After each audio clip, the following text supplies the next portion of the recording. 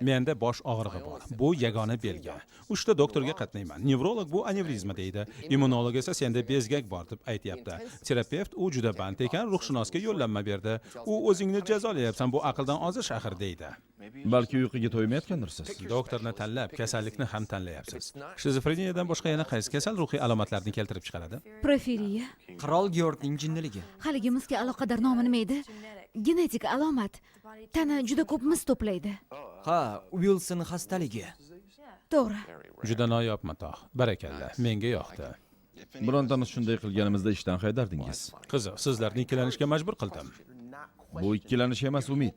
Siz Wilson xastaligi deb umid qilyapsiz. Dori ichsa o'tib ketadiganday. 17-iyulda doktor Karen qabuliga kirdi. Qaytib uni oldiga bormagan. Boshqa ruhshunosga ham bir marta borgan.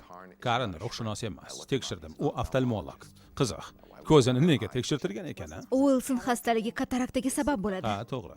Yana yengil sirroz. Buni doktor Chase alkogol ta'siriga yo'ydi. Xo'sh. Nega o'tiribsizlar? Lucy. Siz aqldan ozmagansiz. Men ham shu fikrdaman. Ammo aqldan ozganman. Olib keling.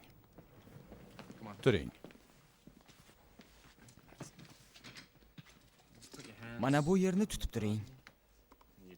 Iyakni bu yerga. Rahmat. Hozir kuchli nurni ko'rasiz.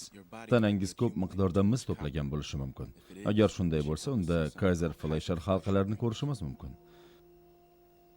Muguz parda atrofida mis rangdagi halqalar. Qoyil.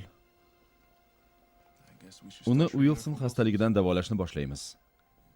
Men ham shunday qilardim.